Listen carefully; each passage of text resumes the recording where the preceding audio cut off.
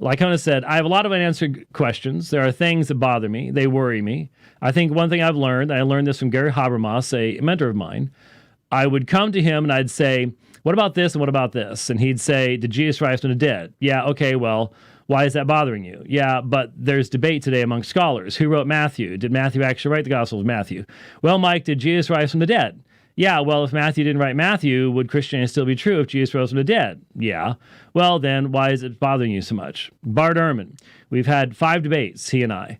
He would point out all these different contradictions and errors in the Bible, and I'd say, well, I don't grant those to you, Bart, but look, if Jesus rose from the dead, Christianity is true, even if it were to be the case that some things in the Bible aren't. And he agreed.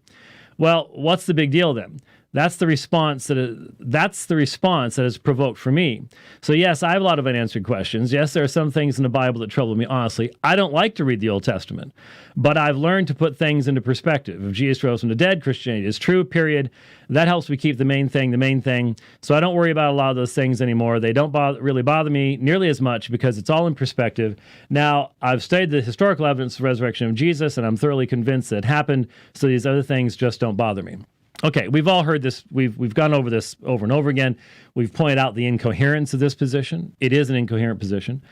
To, on the one hand, throw the Old Testament out, and then on the other hand, say Jesus rose from the dead. But I can't tell you what that means. It's, even though it was prophesied, that's all in the Old Testament. I don't like the Old Testament. To shred the fabric of the faith in this way is incoherent. And we have said this. We have demonstrated it. We've talked about it. It's the same thing that comes up with, of course, with Andy Stanley and unhooking the Old Testament and all the rest of this kind of stuff. So here is a Muslim. He says, today I listened to Christian apologist Michael Lycona say, I don't like reading the Old Testament. I've heard other Christian apologists saying things like that they find many parts of the Old Testament to be disturbing. I mean, seriously? What kind of reverence for God's word do you display when you speak like that? Why on earth do you even believe in it if that's your attitude toward it? The way some Christian apologists speak about their Bible makes you wonder why non-Christians are supposed to think any better of their scriptures. Yeah, where's the mic to drop? When the other side gets it, hears it, and goes, y'all aren't seeing this? Now, Bassam knows that we've seen it and that we've pointed it out, and he's aware of that. But it is troubling that there are so many Christians that don't see it and just close a blind eye to it. Or even agree, well, yeah, that's a nice way to go. It helps to get around this, that, or the other thing. It doesn't help to get around anything.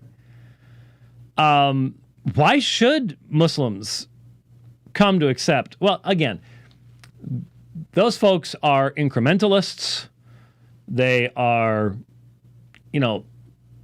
let's get them to believe in the resurrection, and then you can start working on the nature of God, and eventually we can get around to Scripture. It may be many years down the road. Now, I'm not sure how you're supposed to do all that other stuff without Scripture. It's all part of divine revelation.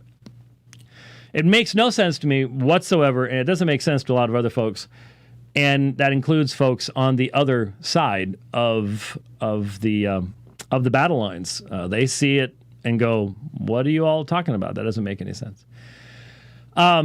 Then the other thing he said was, when Christian apologists like Michael Lycona debate the alleged resurrection of Christ, they prevent their opponents from advancing any theological and philosophical objections and try to restrict the debate to the domain of history. For them, Christ's alleged resurrection is only a historical question. Okay, well, it is a historical question, but it is a historical question that is presented by the Christian scriptures in the midst of a tremendous amount of theology, prophecy, atonement, redemption, the kingdom, all these things.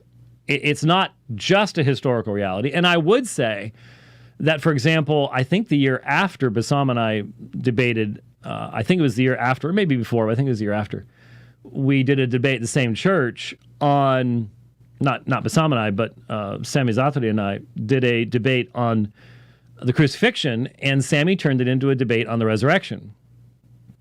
He had to, because I would suggest to Bassam, the historical realm for the Muslim is extremely troubling, because the Quran puts you with 40 Arabic words, with no commentary from the Hadith, puts you in a situation where you're having to defend the indefensible. You really are.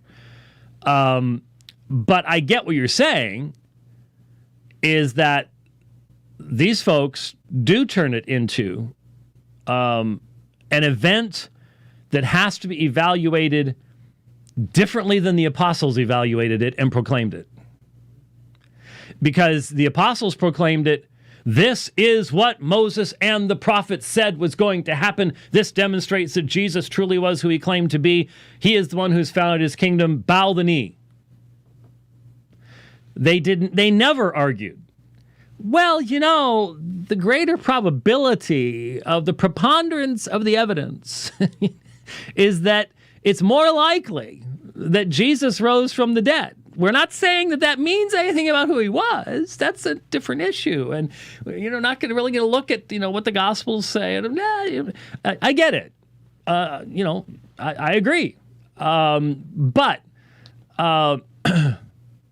it still doesn't excuse the Muslim who will try to raise solely theological objections to the resurrection and just not deal with the historical reality of the Quran.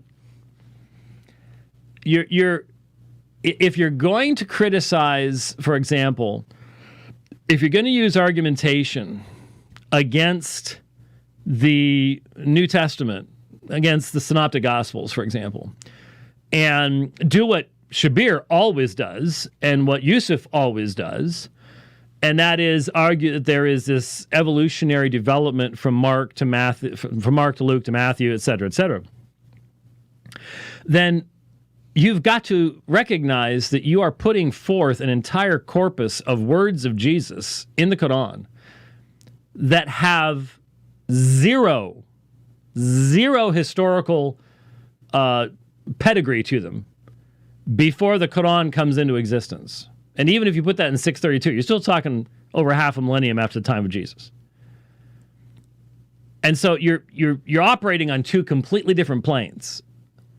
Even if you take later dates, not radically later dates, but later dates for the Gospels, put them after AD 70 or something like that, you're still dealing with first century documents versus 7th century documents. Even going with the Muslim understanding of when the Quran as a corpus comes into existence. So we've got it. Those are some of the things that need to be discussed. He goes on to say, with all due respect to Lycona and others, they simply have no right to do so. History is not the only epistemic tool at our disposal here. If a strong theological argument could be leveled against the doctrine of resurrection, well, then it must be addressed. History, by Lycona's admission, only serves to proffer speculative knowledge at best. Side note, we Muslims would be more nuanced when making such a claim. Thus, if one could offer a theological or philosophical argument which offers definitive knowledge, then that should take epistemic precedence over speculative knowledge. This is regardless of the epistemic tool used, for what truly counts at the end of the day is the reliability of the outputted knowledge itself. Hence, a Muslim who has definitive philosophical and theological reasons for rejecting Christianity is well within bounds of reason to dismiss from the get-go any speculative historical arguments advanced for Christ's alleged resurrection. Well, I doubt that Lycona would accept the idea of that all he's presenting is a speculative historical argument.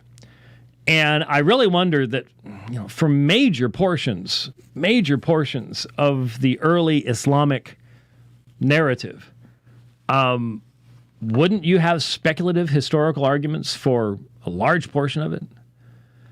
I get what you're saying, and I believe that the historical arguments and the prophetic argument and the theological argument all weave together to make one very, very strong argument for the resurrection of Jesus Christ, the crucifixion of Jesus Christ, and then the resurrection of Jesus Christ. But, so I would offer a different perspective, but I also understand that there is a correct recognition that when Christians try to artificially limit the range so as to minimize the areas that they have to deal with, that's inappropriate. And I've, again, been saying that for a very, very, very long time.